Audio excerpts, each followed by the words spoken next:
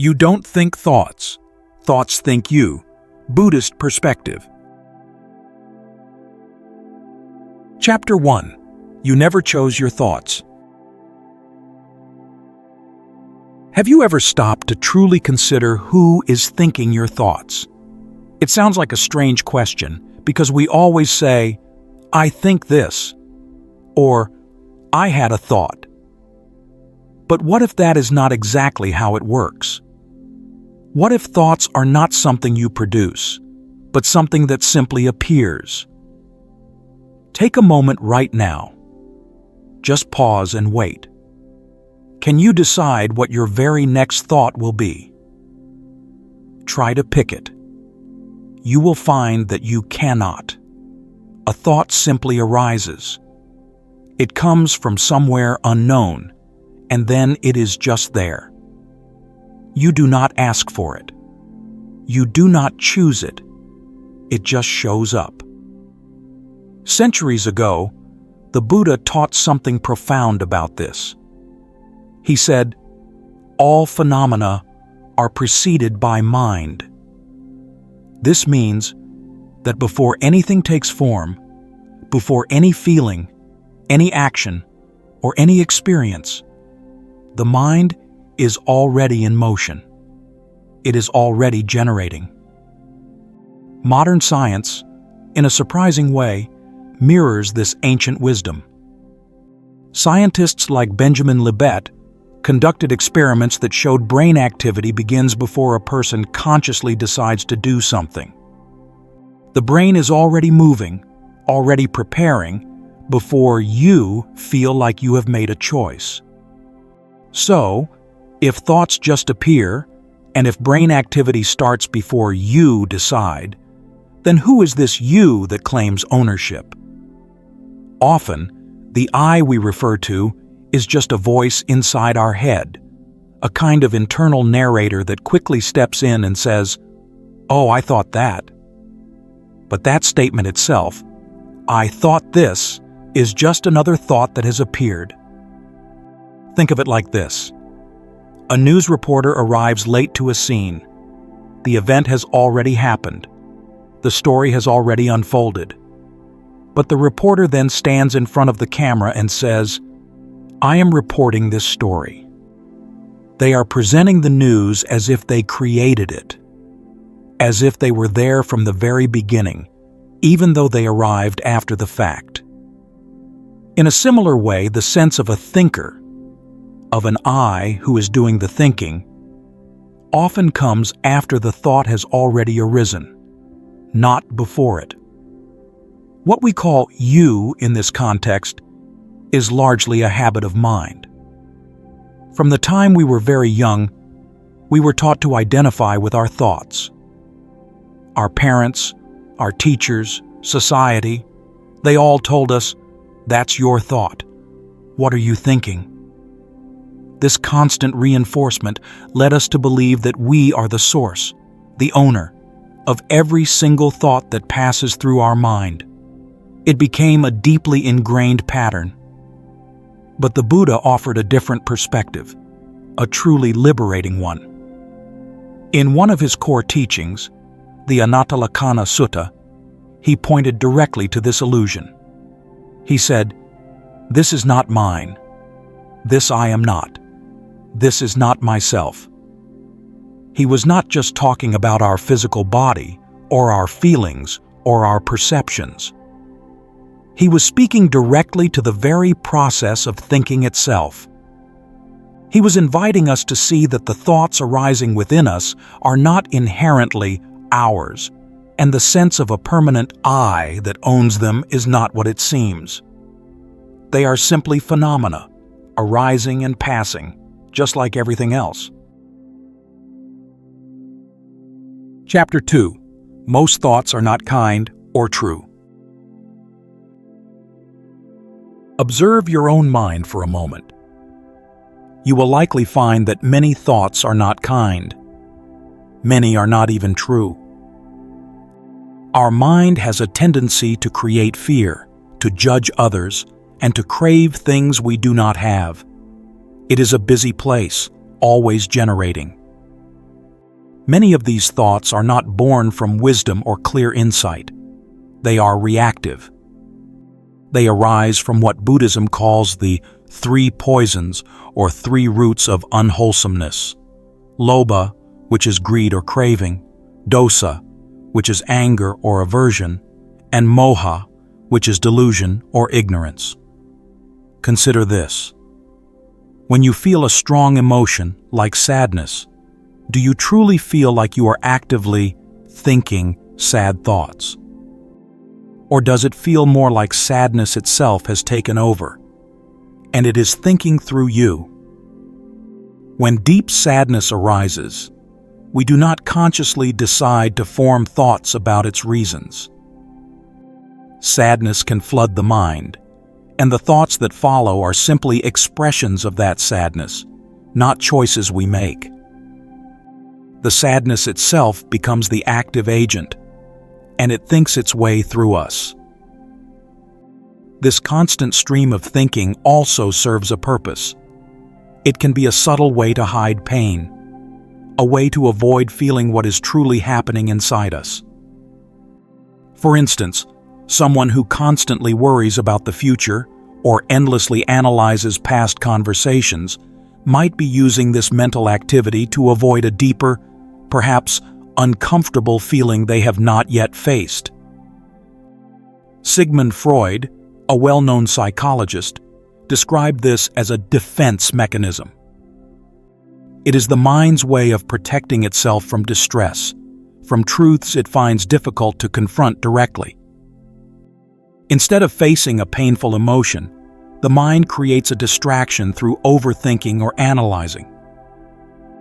In Buddhism, this is seen as a form of avijja, or ignorance, not a lack of intelligence, but an unawareness of our true nature and of the direct reality of our experience.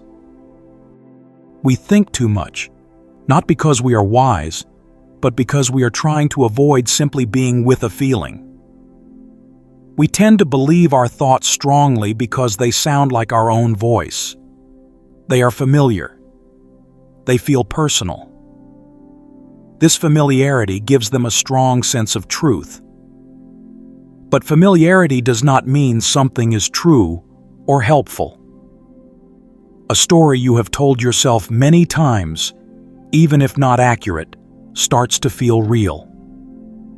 There is a saying that points to this: "The liar lives inside your head and speaks in your voice." This means the mind can create stories, judgments, and fears that we then accept as reality simply because they are part of our internal monologue. So, if thoughts arise spontaneously, and many of them are not kind or true, then what can see them? It is not another thought. It is not something that judges or reacts. It is what we call awareness. Awareness is not what thinks. Awareness is what sees thinking. It is the space in which thoughts appear and disappear. It is the quiet knowing that simply observes, without getting caught up in the story the thoughts are telling. This distinction matters deeply, and it is the first step towards truly understanding our minds. Chapter 3: The Thought Trap: Living in a Fake Reality. Your thoughts have a way of turning life into a movie. And in this movie, you are always the main actor. Everything revolves around you. The world becomes a stage where your thoughts play out scenes, create dialogues, and assign roles to everyone around you. But this movie is never a true reflection of reality. It is edited. It is biased. It is full of filters applied by your own past experiences, your fears, and your desires. As the writer 𝐂𝐻𝐻𝐿 once put it so clearly, we don't see things as they are. We see them as we are. This profound truth lies at the heart of Buddhist understanding. Buddhism teaches that all our perceptions are conditioned. This means that what we perceive is not raw, objective truth, but something shaped by our mind's habits, our past, and our current mental state. Our minds are constantly adding layers of interpretation to everything we experience. But why do thoughts arise the way they do? They do not simply appear from nowhere. Buddhism explains this with a teaching called dependent origination, or pratitya samutpada. This teaching shows that thoughts are not created by a single self sitting inside your head, deciding what to think. Instead, they are the result of a complex chain of conditions. This chain begins with our senses making contact with the world. For example, your eye meets a form, leading to a direct moment of seeing. This contact then produces a basic feeling: pleasant, unpleasant, or neutral. From that feeling, your mind begins to perceive and recognize what has been seen. And it is from this recognition and feeling that mental formations, or thoughts, arise. Consider a simple example. Your eye sees a flower. This leads to a moment of direct contact. This contact produces a pleasant feeling. Your mind then recognizes it as a rose. And from this recognition and pleasant feeling, a thought arises. I wish I could keep this rose. Or perhaps, if the rose reminds you of a past sadness, a thought might be, this flower reminds me of her. And sadness follows. That thought, I wish I could keep this rose, or this flower reminds me of her, is not yours in the way you might assume. It is conditioned. It is a natural outcome of that chain of events, a result of the preceding conditions, not a personal invention by some separate you. As the Buddha said, when this exists, that arises. When this ceases, that ceases. Thoughts arise because the conditions for them are present. They are not spontaneous creations from a singular thinker. Because of this conditioned nature of our mind, our suffering often comes not from reality itself, but from the stories this conditioned mind creates about reality. For example, someone you know walks past you without saying hello. The reality is just that they walked past. But your mind, through this chain of conditioned perceptions and mental formations, quickly creates a story. She ignored me. Then, it builds on that. I am not lovable. Where did that thought, I am not lovable, come from? It came from a chain of old memories, past emotions, and ingrained mental habits that were triggered by that initial neutral event. The Buddha stated, "The world is led by the mind." This means that the world we experience, the world we suffer in or find joy in, is largely a creation of our own mental activity. But this mind is led by causes, by conditions, not by a single independent creator. We do not live in reality as it truly is. We live in vijnana, a constructed version of reality, a world built from our thoughts, our perceptions, and our interpretations. When we believe every thought that arises, every story our mind tells, we are living inside a cage. It is not a cage with physical bars. It is a cage made of our own beliefs, our own judgments, our own fears. The most striking thing about this cage is that its door is always open. We are free to step out at any moment, but we have forgotten that it is a cage at all. We have become so used to its confines, so identified with the thoughts that make its walls, that we do not even see the open door. The Stoic philosopher Epictetus spoke to this very point when he said, "People are disturbed not by things, but by the views they take of them." The views are the thoughts, the stories, the interpretations that our mind creates. When we confuse these mental constructions with reality, we become trapped. Chapter 4. The observer has always been free. Behind all thinking, behind the noise and the endless movie playing in our heads, there is a quiet knowing. This knowing is not a thought. It is not an argument. It simply sees. Try this for a moment. Notice the silence. Not the silence in the room around you, but the silence between your thoughts.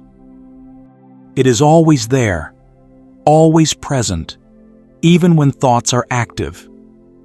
It is like the space on a page before any words are written. That space is pure and ready. The Buddha spoke of this very nature of the mind. He said, "The mind, radiant and pure." This means that, at its core, the mind is not inherently troubled or confused. Its nature is clear, like a shining jewel. The thoughts, feelings, and perceptions that arise are like dust or clouds that temporarily cover that radiance. Thoughts themselves change. They come and go. A thought about yesterday's event passes, and a thought about tomorrow's plan arrives. But what is it that sees these thoughts changing? What is it that remains constant, no matter what thought arises? That is awareness. Thoughts are like clouds moving across the sky. Awareness is the sky itself. The sky does not change when clouds appear or disappear. It does not become cloudy. It simply holds the clouds. You cannot stop the clouds from forming and moving. But you do not have to become a cloud. You do not have to identify with each thought that passes. True mindfulness is about watching without holding. It is seeing thoughts as they are, without grabbing onto them, without pushing them away, and without following them down a rabbit hole. In the practice of vipassana, or insight meditation, this is a very simple instruction. This is a thought. This is a feeling. That is all. You simply name it, acknowledge its presence, and let it be. You do not need to push a thought away, because that is still reacting to it. You do not need to follow it, because that is getting lost in its story. You simply see it clearly, just as it is. When you do this, something profound begins to happen. Just as 𝐿aō-tzū, another wise teacher, observed, "Muddy water clears when left alone." When you stop stirring the water of your mind, when you simply observe the thoughts without interference, the mental noise begins to settle. The clarity that is always there, the mind's own radiant nature, begins to shine through. Chapter 5. Liberation. Stop believing every voice in your head. Freedom does not come from controlling your thoughts. You cannot force your mind to stop thinking. The mind is designed to generate. True liberation comes from no longer being pulled into every thought, from no longer obeying every voice in your head. Enlightenment is not a state where thoughts disappear. It is a state where thoughts no longer hold you captive. Imagine waves on a vast ocean. Waves come and go, they rise and fall. They can be big or small, calm or stormy. But these waves do not shake the ocean itself. The ocean remains the deep, stable, unchanging body of water. Similarly, thoughts are like waves on the surface of your mind. They will always arise, but they do not have to disturb the deep peace of your awareness. You cannot stop the mind from creating thoughts. This is its nature. but you can stop mistaking the thoughts for you. You can stop believing that every thought is a command, a truth, or a part of your essential being. The Buddha taught this directly. Nothing is to be clung to as I or mine. This applies to our thoughts just as it applies to our body or our feelings. They are not intrinsically us. Think of a common thought that arises. I need this. Perhaps it is a new item, a certain outcome, or someone's approval. The thought says, I need this. But wisdom, the awareness that simply observes, asks a different question. Do I truly need this? It is a simple question, but it changes everything. It creates a space between the thought and your reaction. It challenges the automatic belief. Peace is what remains when thoughts lose their power over you. It is not something you gain or create. It is what is left when the constant striving, the endless internal arguments, and the chasing after every mental story finally quiet down. You stop fighting with your thoughts. You stop trying to push them away. You stop following them down every path they suggest. You simply witness them. You see them arise. You see them remain for a moment, and you see them pass away. And suddenly, the storm in your mind begins to calm. Not because you forced it to calm, not because you controlled the thoughts, but because you have stepped back. You are no longer caught in the current. You are the steady observer, the vast, clear sky, simply watching the clouds drift by.